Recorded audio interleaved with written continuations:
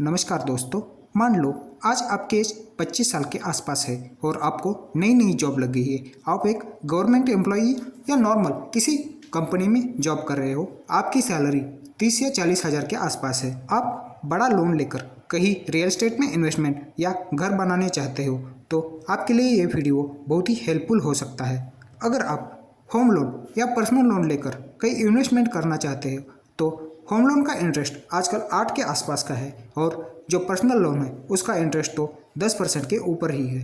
इसीलिए ये लोन लेना आपके फाइनेंशियल बजट के ऊपर बहुत ही नेगेटिव इफेक्ट डाल सकता है। इसीलिए आज ही अपना खर्चा कम करके सर्वसाधारण लाइफ जी के लोन से दूर रहना ही आपके लिए बेहतर हो सकता है। यह कैसे हो सकता है यह मैं आपको कैलकुलेशन के बेसिस के ऊपर समझाऊंगा। मान लो आज 25 लाख का लोन लेते हो और उसके ऊपर 7% इंटरेस्ट रेट है तो आपको आने वाले 20 साल के लिए लगभग 28,000 का ईएमआई भरना पड़ेगा। मतलब हर महीने आपके अकाउंट से लगभग 28,000 का ईएमआई कट हो जाएगा। यानी कि आने वाले 20 साल में आपके अकाउंट से लगभग 43 लाख रुपए लोन का इंटरेस्ट कटेगा और जो आपने 25 लाख लोन लिया था दोनों मिला 20 साल में हर महीने 28,000 के प्रीमियम के हिसाब से लगभग आपके अकाउंट से 68 लाख रुपए कट होगा। यानी कि आपकी एज जब तक 45 साल हो जाए तब तक आपको लोन का अमाउंट ही पेड करना पड़ेगा। तब तक आपका सर्विस भी 20 साल तक खत्म हो गया होगा। जो आपने लोन लेकर कई रियल एस्टेट में इन्वेस्टमेंट किया होगा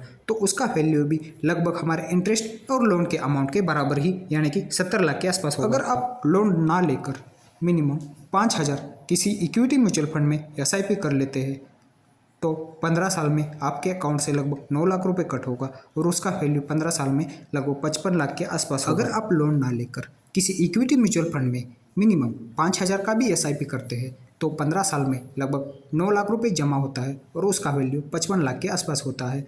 अगर आप इसी SIP को यानी कि लोन का टर्नओवर जब तक है तब तक और 5 साल एक्सटेंशन करते हैं तो 20 साल में 12 लाख रुपए अमाउंट जमा होगा और उसका मैच्योरिटी वैल्यू लगभग 2 करोड़ के आसपास होता है। बैंक से लोन लेकर कहा आप 25 लाख रुपए इन्वेस्टमेंट करके 20 साल में 70 या 80 लाख का रियल एस्टेट का प्रॉपर्टी जनरेट कर रहे थे, वही म्यूचुअल फंड में सिर्फ 5,000 का SIP करके 20 साल में आप लगभग 2 करोड़ का वेल्थ क्रिएशन कर रहे हैं। इसीलिए लोन के मायाजाल के चक्कर में पड़कर कहीं भी दूसरे का सुनकर प्रॉपर्टी खरीदने से इक्विटी म्यूचुअल फंड में अपना स्मॉल सेविंग करके भी लॉन्ग टर्म में एक अच्छा खासा वेल्थ क्रिएशन कर सकते हैं। और आपने यंग एज में जल्दी इन्वेस्टमेंट स्टार्ट करके जब आपका एज ज़्यादा होगा उस समय के लिए आप एक अच्छा खासा वेल्थ क्रिएशन कर सकते हैं और अपना बचा हुआ लाइफ आराम से जी सकते हैं। इसीलिए जितना हो सकता है उतने अपने फालतू के खर्चे कम करके म्यूचुअल फंड में SIP शुरू करना आपके लॉन्ग टर्म के लिए बेहतर रहेगा। आने वाले 15 से 20 साल में इंडियन स्टॉक मार्केट में ग्रोइंग के हाई चांसेस है। इसीलिए आप अपना इन्वेस्टमेंट जितना जल्दी शुरू करोगे उतना ही ज़्यादा फायदा आपको लॉन्ग टर्म में मिल सकता है। इसलिए अपने डे बाय डे के खर्चे कम करके आप म्यूचुअल फंड में SIP करना आपके आने वाले फ्यूचर के लिए बहुत ही फायदेमंद हो सकता है।